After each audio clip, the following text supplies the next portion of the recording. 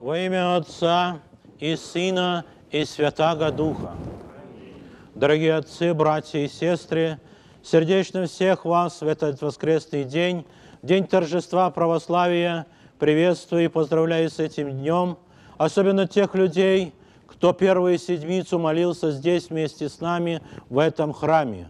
Были совершены многие молитвословия, мы положили очень много поклонов, мы поминали своих родных и близких, и действительно сегодня, в этот день, день торжества, мы собрались для того, чтобы сугубо, по-особому этот день, в этот Великий пост отметить.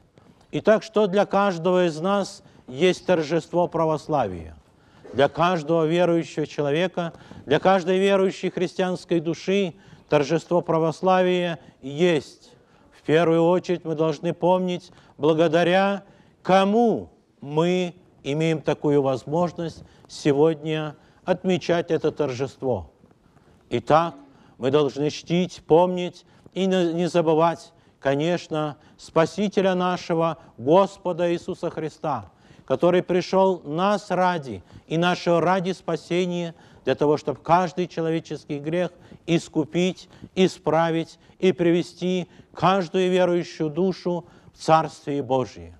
Также мы должны чтить всех апостолов, которые стали преемниками, последователями Христа, тех отцов, которые через рукоположение, через благодатное рукоположение восприняли эту благодать Святаго Духа и понесли по жизни, и практически принесли до нашего 21 века.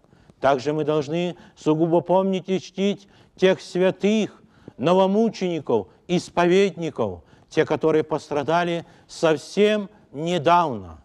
Как мы чтим ранних христианских мучеников, так мы должны чтить и новомучеников, наших сродников.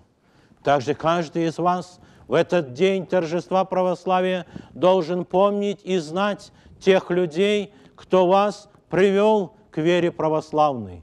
Может, это деды, прадеды, может, это крестные родители, отцы и матери, может, это друзья или знакомые, благодаря которому мы сегодня имеем возможность прикоснуться к святой вере православной. Если мы будем чтить, помнить эту память, то действительно для нас каждый первый воскресный день каждого года, каждого Великого Поста будет великим торжеством, торжеством для души, для плоти, для ума и, самое главное, для церкви нашей. Пускай нас сегодня собралось, может, не так много. Я всегда говорю, пускай 1% от всех жителей, живущих в нашем городе. Но для нашего храма это великое торжество, потому что мы все вместе собрались, вместе спели символ верою. То есть мы исповедовали, мы действительно подтвердили свое исповедание, утвержденное отцами на всех 7 Вселенских соборах. Мы поем молитву Господню «Отче наш». Тем самым мы действительно как бы отталкиваемся от Господа, который дал нам образец молитвы, которую мы читаем в течение дня по нескольку раз.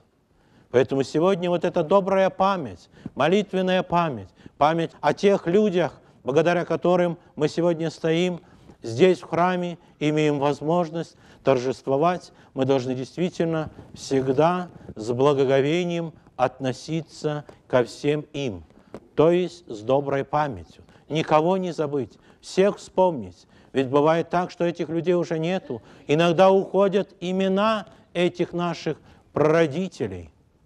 Но, по крайней мере, стоя в храме, хотя бы общим словом, мы все равно должны их помнить. Будем помнить их, знайте и верьте, что придет время, будут помнить и нас, будут молиться, будут дерзать пред Богом, вопрошать, молить, чтобы Господь действительно помиловал и дал возможность нашим поколениям из рода в род торжествовать действительно этот великий праздник для души христианской, для души верующей. Аминь. Спаси и сохрани вас всех Господь.